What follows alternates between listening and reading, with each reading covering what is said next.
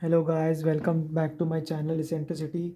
तो आज हम देखेंगे जेई मेन 2024 में जनवरी शिफ्ट 27 जनवरी शिफ्ट में आया एक क्वेश्चन मॉर्निंग शिफ्ट में।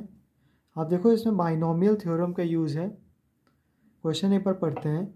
ए जो कैपिटल ए वो क्या डिनोट कर रहा है? वो डिनोट कर रहा है sum of all the coefficients in the expansion 1 minus 3x plus 10x square की पावर n।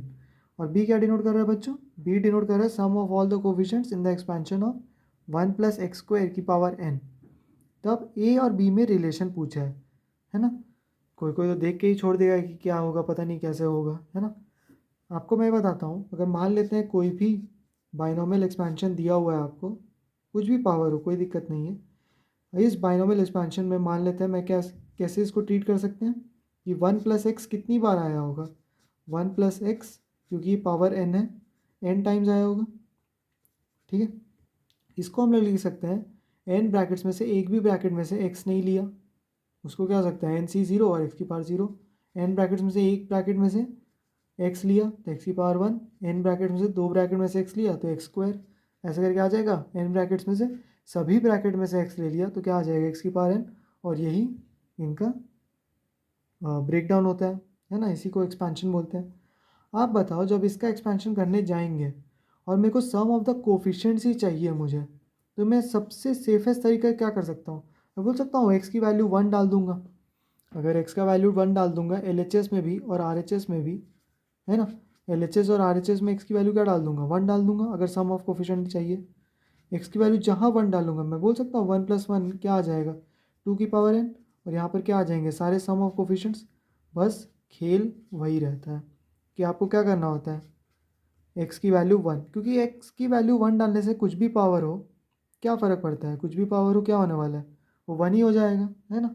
तो मैं क्या करूँगा, इस एक्सपेंशन में बोला गया है a is the sum of coefficients of 1 minus 3x plus 10x square की पावर n। तो x की जगह क्या डालना है? सबसे बेस्ट बेट क्या है? x की जगह 1 डालना है।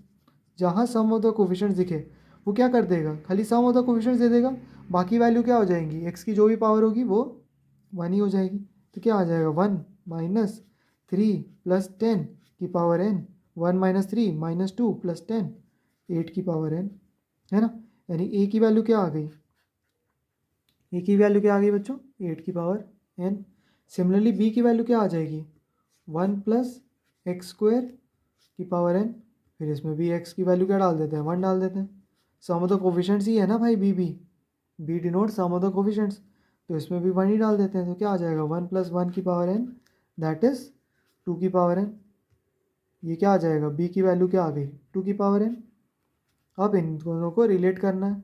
इन दोनों को कैसे रिलेट कर सकते हैं? ए की इक्वल टू क्या आया है? 8 की पावर n। 8 को क्या लिख सकते हैं बच्चों? 8 को लिख सकते हैं 2 का क्यूब की पावर n।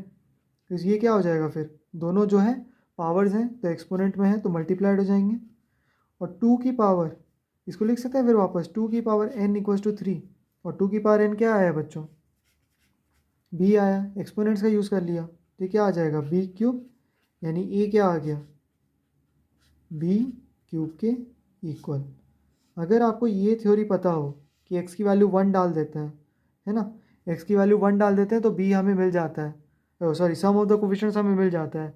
तो ये उस शिफ्ट में आया सबसे ईजीएस्ट क्वेश्चन था। ठीक है, और इसका ऑप्शन क्या हो जाएगा? फर्स्ट। ठीक है, होप आपको ये वीडियो अच्छा लगा हो, है ना। अगर आपको अच्छा लगा तो आप लाइक सब्सक्राइब शेयर कर सकते हैं, है ना। बेसिक फंडा यही है कि x की वैल्यू हम लोग 1 डाल देते हैं सच दैट हमें सभी सम ऑफ द कोफिशिएंट्स मिल जाते हैं। और इस केस में भी दोनों में हमने 1 डाल दिया, फिर बाद में एक्सपोनेंट्स का यूज़ करके दोनों में एक रिलेशन बिठा दिया, क्योंकि n दोनों जगह सेम है। Okay, thank you.